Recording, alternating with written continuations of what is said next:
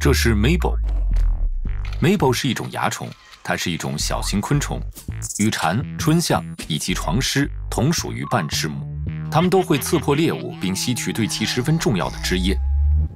蚜虫的猎物是植物，它们吸食的物质存在于植物内部，这些物质在串联的单细胞管道内来回流动，这些管道被称为筛管，它们共同构成了植物的管道系统，运输植物中最重要的资源——树叶。树叶主要包含水和糖分，有些种类的树叶每升的含糖量堪比一罐可乐。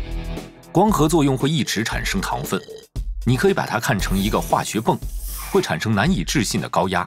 筛管中的压力最高可达汽车胎压的9倍。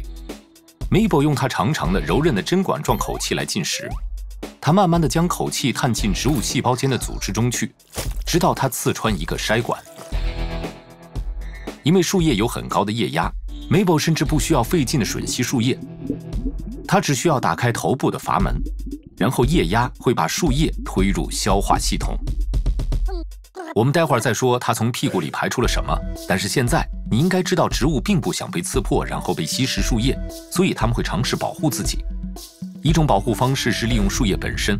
要想了解其工作原理，我们先假设性地让树叶稳定地流过别的昆虫的消化道。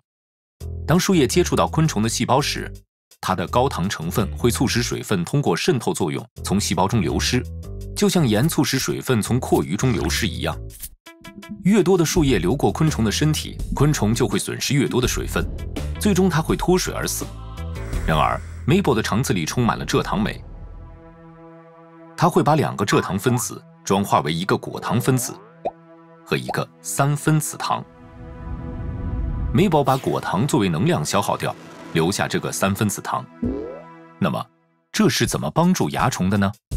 越多的糖分子溶解在树叶中，越多的水分就会从 Mabel 的细胞中被吸出。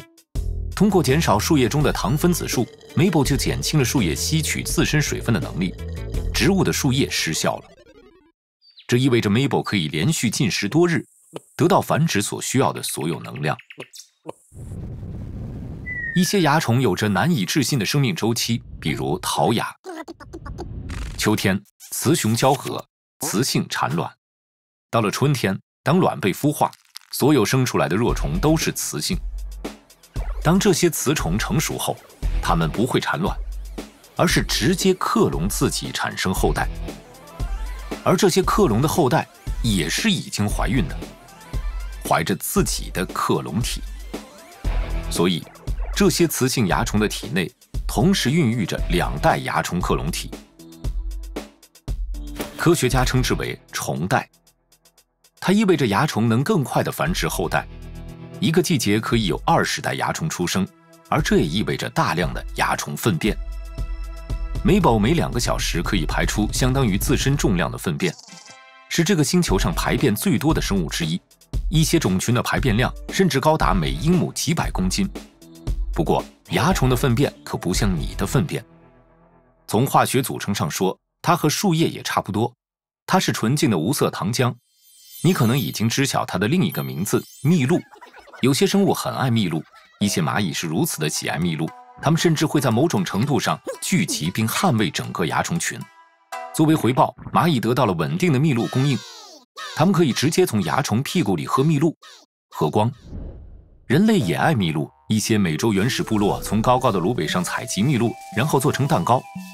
一些种类的蜜蜂采集蜜露来酿造蜂蜜，然后人类采集蜂蜜并吃掉。